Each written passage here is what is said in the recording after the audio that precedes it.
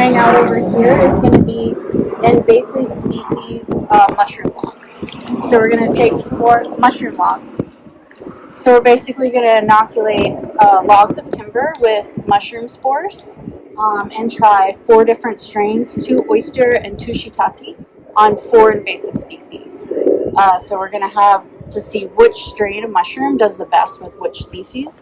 And this will also allow us to remove invasive species, potentially make an economical crop. And this is actually synergistic with another project we have where we're looking at koa farming and ranching and invasive species removal and sort of what you can do with that extra timber, which is super cool.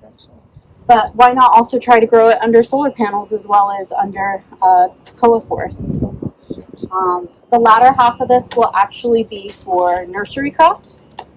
So we're going to try to grow out koa, maybe a couple other forestry trees. I'm also going to do value-added nursery crops that could be a good place for under panel.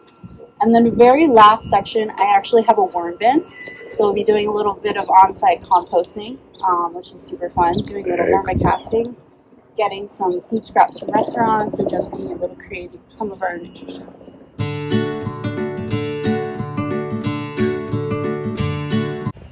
I think we only have about 2 or 3% of the local lettuce consumption market in Hawaii taken care of locally. Kunia Country Farms is growing to 30 acres, and even once they grow to 30 acres, they're only taking up 6% of the local market. So this is a huge area where we could have better local produce and not have to bring it in from California. Super cool. How do you deal with the bugs?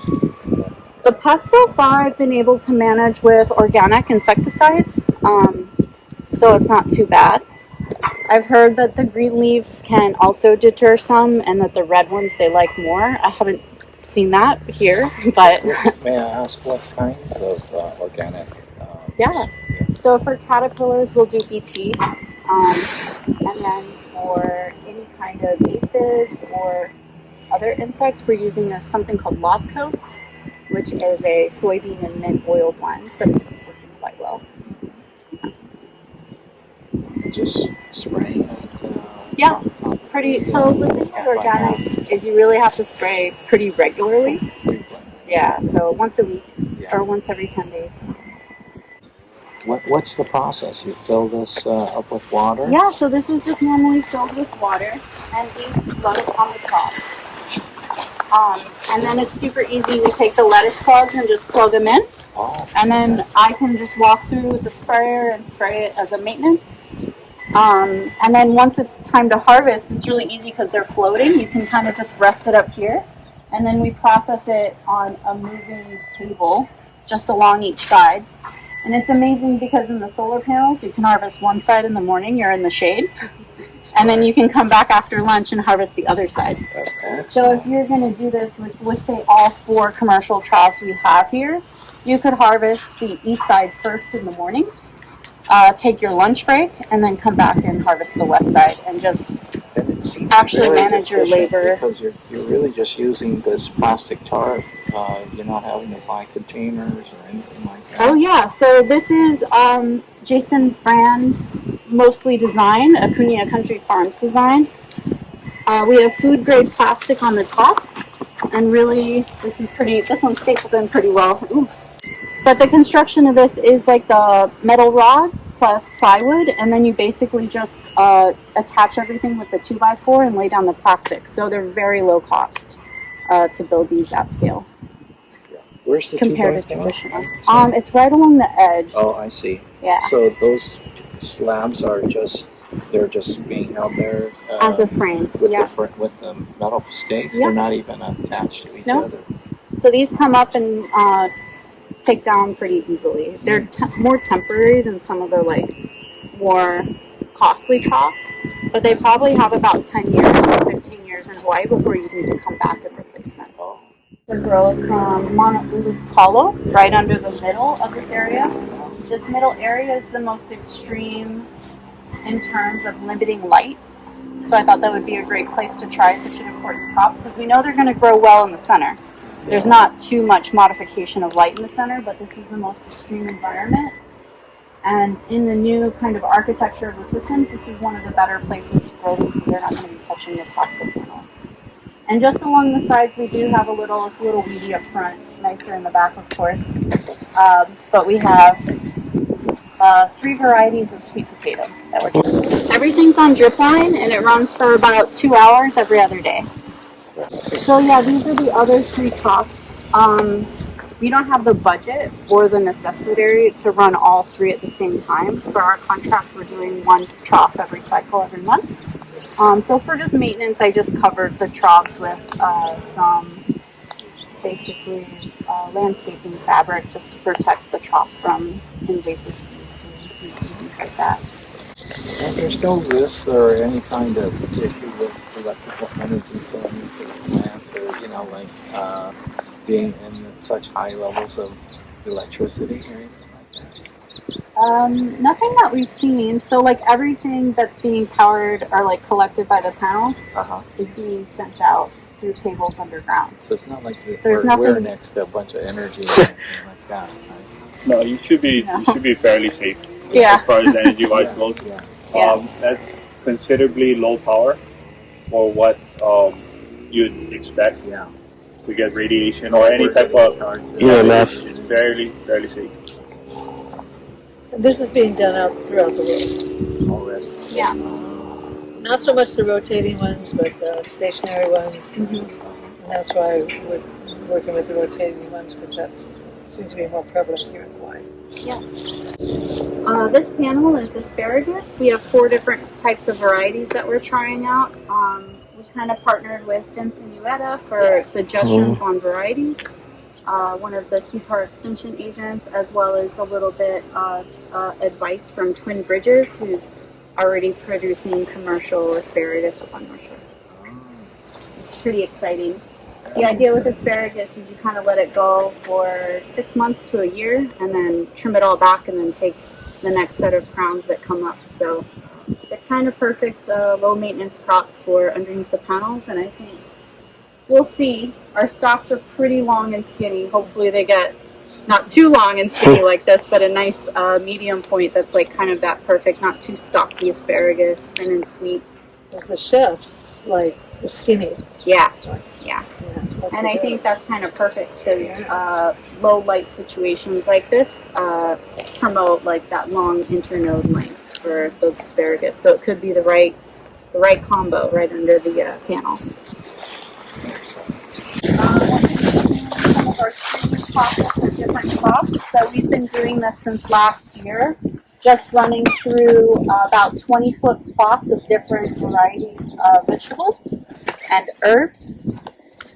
You can see up front this bright light Rango chard needs to get harvested, but it's very beautiful. This one in particular really seems to like it under the panels. I've also tried some typical winter crops for Hawaii, brassicas, broccoli, cauliflower, things like that, because I've found that they actually do form nice crowns even during the summer in Mililani, where like a lot of local agriculture knowledge would be like you shouldn't ever grow broccoli in the summer because it might not get a good crown. So that's really exciting just for the purposes of ATV. We've set up these 2 sides of east and west and have 2 different transects. So you have the most light, the most morning light to lesser morning light, and then this side afternoon light, more light, and then lesser light. So you can kind of see the transects of how light is modifying yield. This isn't super informative, so we're trying this at scale in a different area, but going instead of east to west from post to post, which has a similar augmentation of light. And the soil that you're using underneath, are you doing any kind of amendments to the soil? So for every site, and even quarterly, we've been taking soil tests. And any kind of amendments that we've had to do, correct me if I'm wrong, Justin, but you guys usually do some soil compaction when you're putting in the panels? When we're putting in, during the original phase, during construction, yes. Yeah, when we're driving in these posts, we're making sure that they are compacted. Yeah. So when you, after it's installed and you go back in to amend the soil, you really have to rip it. And then to even have better tilth and better porosity, we've also been adding compost. the soils out here are quite strange. It's all red dirt, right? It is all an oxisol, this beautiful iron oxide rich soil. With organic matter, it definitely has this beautiful, like, darker color too. We added quite a bit of compost over here, about a quarter, half inch over there, and it wasn't for nutrients so much as like soil health and for adding organic matter back into the soil in a more substantial way. And with For that nutrients, there's a little bit of like lack of base cations, but you don't need too much to make up for it. Okay. But Pretty in terms fertile of soil. the compost, is that the stuff they sell at Hawaiian Earth Products? Yep, that's where we got it from. Uh-huh. Okay. It's pretty reasonable. So this whole area, would that have been tilled into the soil, or would it mostly have just been? So first you rip it, and then we go through with a tiller. When we originally did this, it was all by machine, How deep? by a tractor. How deep would you go?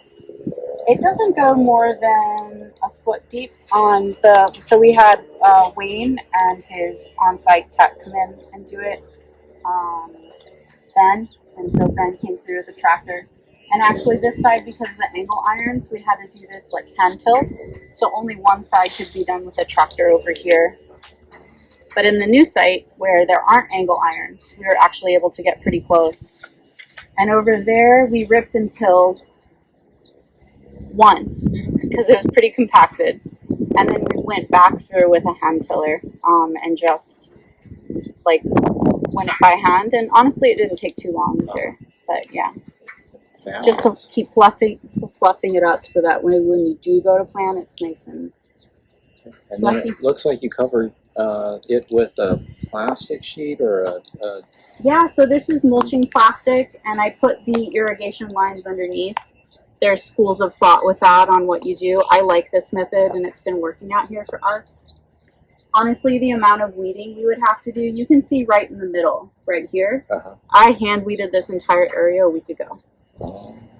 And so this is just what happens after 1 week. The same thing would happen without the mulching plastic if I didn't have it down. So the mulching plastic for me out here has been super crucial. Right. For longer term situations, maybe you could do wood chips, or maybe you could do other forms of mulch to keep the weeds suppressed, or a living ground cover. But for vegetable cropping systems, I think this is one of the most efficient. Plus, you have the drip line underneath, and so you don't have to run your water as long. You have less evapotranspiration from the sun. The solar panels cause even less evaporation.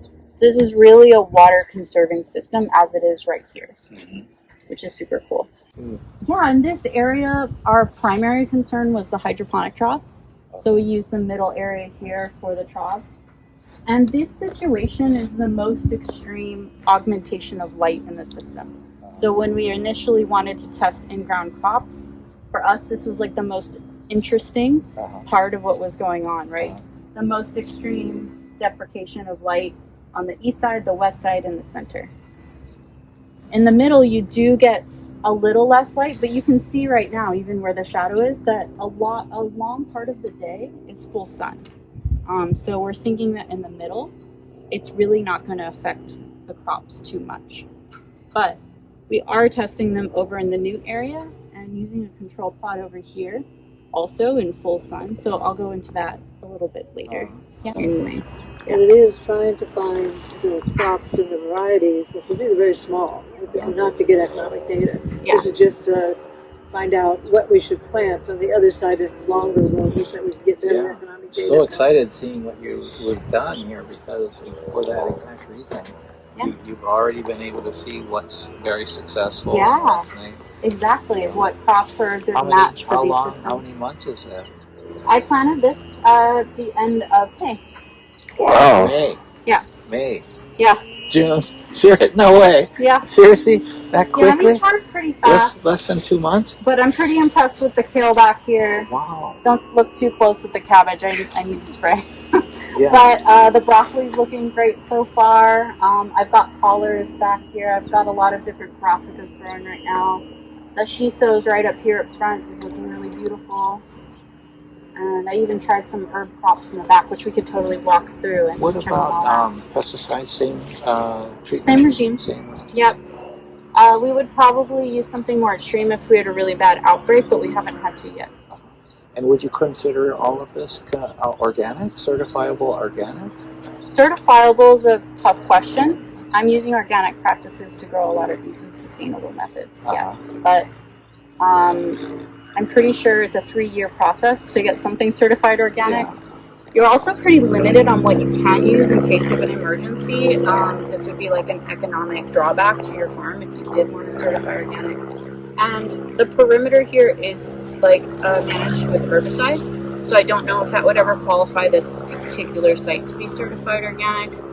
But I think farming organically and then using non-organic methods when it's absolutely necessary isn't like the worst way to manage a farm, personally. But I think this system, I'm not sure if they would never be able to be certified organic. I don't really know what that qualifies or what's necessary for that. This particular site, because they do herbicides, but the new site, then the management will be being done by the farmers. Yeah. Appropriate. So Yeah. it's what they use.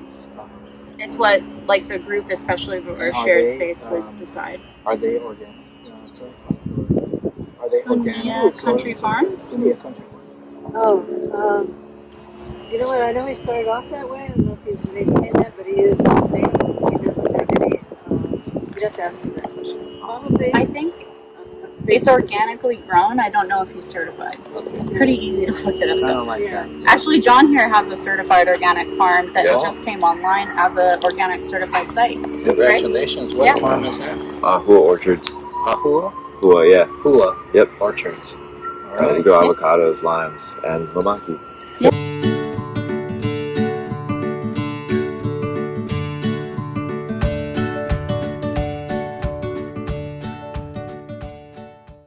So in addition to some of the calorie important crops, I also wanted to test some economically and ecologically important crops. This is an emerging crop in Hawaii, also a native and endemic plant called mamaki. It's a nettleless nettle and makes a really tasty tea if you guys have had the chance to try it. It's like $150 a pound or something. Yeah, like that, right? it's pretty good. That's what it is. Very economical. Mamaki Wholesale, too. is a shade-loving crop, so I thought it might be great to try it under the panels where it gets the most extreme situation of low light. It also likes a lot of water, so typically you'll find these growing along streamways or runoff off of a mountain storm, like right where they get regular doses of water. So we have just one main drip line. We probably could have done like this landscaping weeding fabric in the middle here, but I would actually really love to try a living ground cover. So I'm looking at perennial peanut, as well as a second ground cover called Centella is the genus. It's also called Maru or Gotu Kola in different languages, but it's a plant that's a ground cover in the Apiaceae, the carrot family. It's commonly used in Vietnamese desserts and cooking. It's supposed to be really good, healthy for brain metabolism and overall nutrients, which I think would be a cool ground cover to try out here too. It likes a lot of water, though, yeah? It does, but luckily these systems preserve a lot of water under the panels because they don't get as much evapotranspiration. Yeah, so that would be a perfect thing to have. There are several studies globally about the Gotu kola? preservation of water. Oh. Yeah. These are definitely Have you, modifying the environment directly under the panels in a way that's really interesting, where it's almost creating this microclimate. It also helps the energy company because it cools the underside, and that helps it. If it gets too hot, it doesn't take on as much energy. So apparently, it As the increases the plants efficiency. transpire, they can cool the immediate area underneath. Yeah. So there's benefits on both sides. In addition to that, we've set up 4 trellises to try a couple different trellis crops. They're great. Over here, we just have a native fern that I'm hoping will just kind of take off, as well as millet. I just planted the millet in the ground, so this is a way to think of another cropping system where you're mostly thinking of like And right, that's a really important crop for Hawaii too. That's Ule? What's the name of it? For lei? Like Oh no, Flowers. What's oh, this is MILILANI. no the other one. Oh, the fern. I'm gonna try to remember the name of the fern. I got it from Huiku Maole nursery, and I have a couple different varieties. I know I have the kupu kupu down here, but I can't quite remember the name of this one off the top of my head. I'm so sorry. Sun. Yeah. Wow. So you have a couple more mamaki that I'm just sort of sporadically planting into the test. Butterfly pea flower, another nice trellising plant potentially. Pretty hardy, so you can like knock it back once it starts to get too tall. So the last couple trellises that we're trying are vanilla. So it's slowly taking off. We planted these from cuttings, but we see some really nice new growth happening. And You know that amazing, yeah. And in lieu of like setting up this complicated misting system, I just made pinhole marks in the irrigation so it can just spray up a little bit. Smart. Didn't try to over-engineer it too much and use the same water. Yeah. And then we were going to use one more for peppercorn. It's still growing out, so I decided to just have 2 vanilla trellises for now because it's super slow growing. Very cool. Yeah, I'm really, really impressed with how the mamaki's been doing. And your soil, I see that thinking happening. Yeah, we just recently tilled it up and did some weed whacking over here. So we'll come back through with the tiller once more once I'm ready to plant the perennial peanut. Smart. But even just tilling in the weeds, it can at least act as like its own composting system. When we dig into the soil over here, we're finding a lot of really great ecology indicators that the soil is doing pretty good, even though there's no living ground cover on it just yet. Lots of different shredders, lots of like trophic systems happening, so I'm pretty happy with how the soil is doing overall right now. Yeah.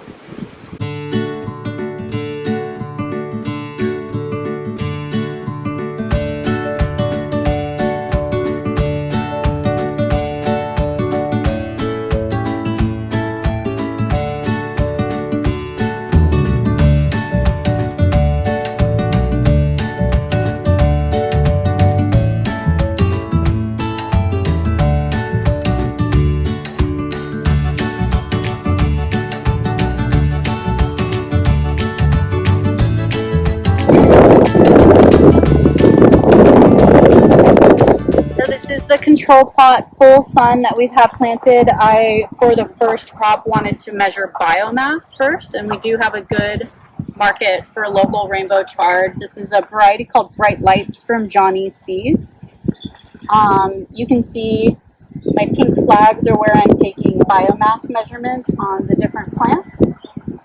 And it's just bordered either side with some flower crops and hedged up front with, these are our island flower, the Lima, and then I also have some red hibiscus on the other side. For a little bit of wind, it's not too bad actually so far. Yeah.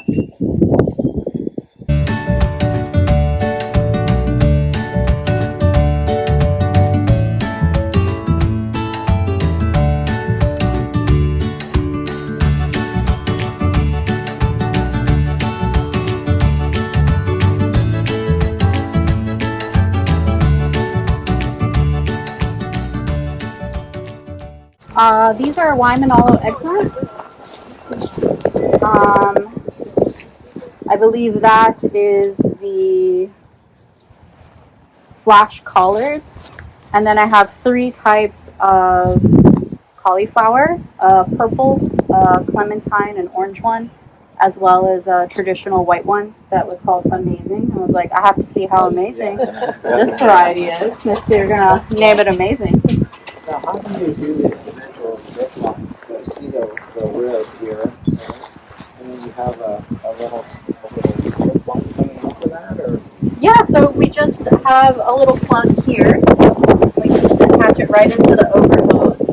And then I have a clasp here, so I can open and close it. So if I only want to run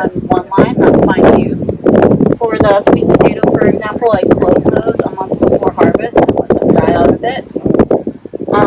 And then I did 2 lines per row, kind of because these are a little bit wider, and the filtration of the water isn't as long as you'd like them to be. But yeah, you just attach the 2 just standard drip hose. What about these guys? Do you have like a drip line coming off of this? No, they're just fed right from this here. So they're there's just a planted puka? close enough that they can just through. Is there a puka in the hose then? No, it's just the drip, slow drip. Oh, okay. Yeah, so there's So there's tiny a button little drip. pukas all down the line. Yeah. Not big, but Oh, yeah. that's what I mean. Is it a drip hose? So it just perforated hose? Isopods.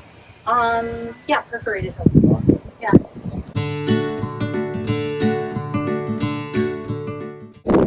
So it's just an underwater perforated hose. Yep. So you could actually put them even more dense.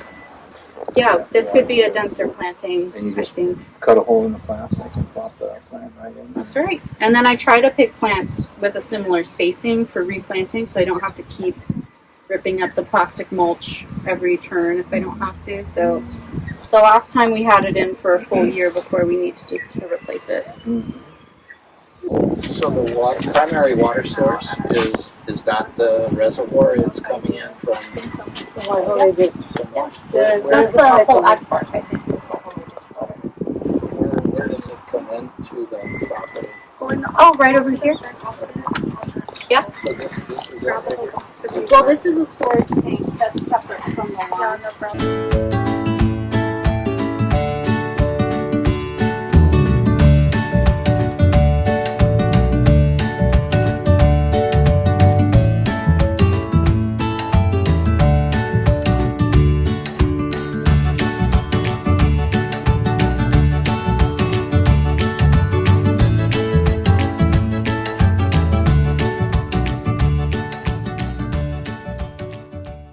Wow. And coconut core, organic, reusable, high water holding capacity.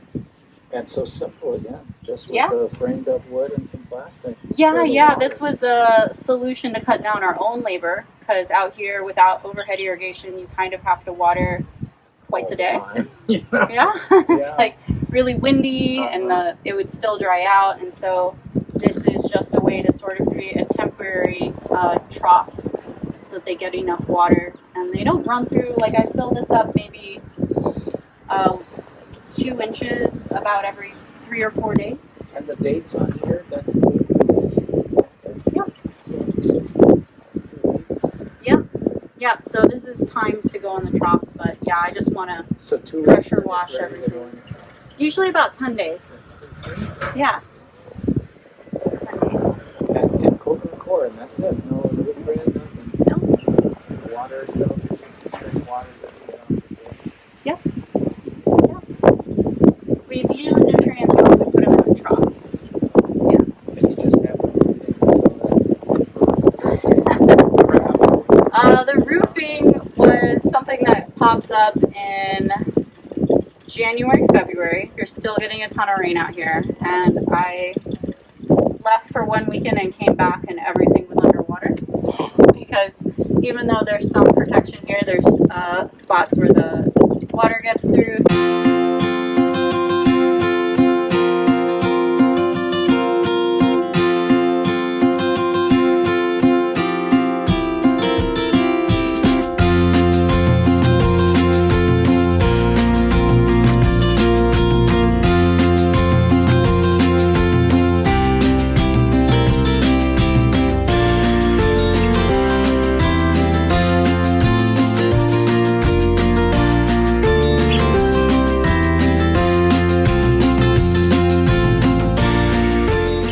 Yeah, so we can walk down actually. This area was grassy just like this. We actually had herbicide here. We're then going to lay it down with some black weed mat and then put a white weed mat over it to simulate a top. It's a white, but white landscape fabric. It's actually not ball right there. I tried to lay it out once just by itself, and it let too much light through, so it ended up rising off the ground. So I feel, of course, for operations for COA or any other solar energy company, you would have it top every other panel to allow space for maintenance on either side of the farm. And be a little bit more spaced out. We are talking about that. We are talking about that. So if we planted something, because the maintenance does not occur, that regularly. So if something goes down, so maybe it's something. Once a year, once a year it gets destroyed. So summertime versus winter time. Follow the sun.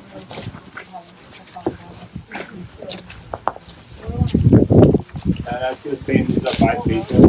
I believe these are new on the market. Paramount. So we try to squeeze out every bit of sun that we can get. But like the old sites that you seen earlier, those are not bifacial, so we don't get any benefit from anything reflecting off the ground. Yeah, how big is this place? How big? I have the acreage number in my head. I just can't think of it. But overall, as far as power-wise, how big this site is, this site here is 39 megawatts. The older site is 14 megawatts. So this is quite a bit size larger. How much is this? I wouldn't mind. I mean, I can show you guys. We can drive around. Thousands. We have one portion of it. But just like the old site, this is only one array. We have 4 more arrays out of the box. Out here, underneath all these thousands. I don't know. Yeah. We will see what turns out. That's crazy, man. That's truly amazing. Another big. Yeah, so this is just where I've also been collecting data. We'll have crops coming in after this. My next planting over here will be a much higher density provider bean, green bean. It's called a provider variety. And we'll also be able to compare direct plots there. And then I think after that I'm setting up sweet potato to do a sweet potato control plot plus under solar panels. And really the point of these studies is it economically viable. This first one is a little bit more based on biomass, of how biomass is shifted throughout the different transects of light. All these lines getting each individual their own set of light during different times of day. And then once we get into the tuber crops, we'll really, and also the provider beans, will really definitely be looking at, is this profitable for farmers?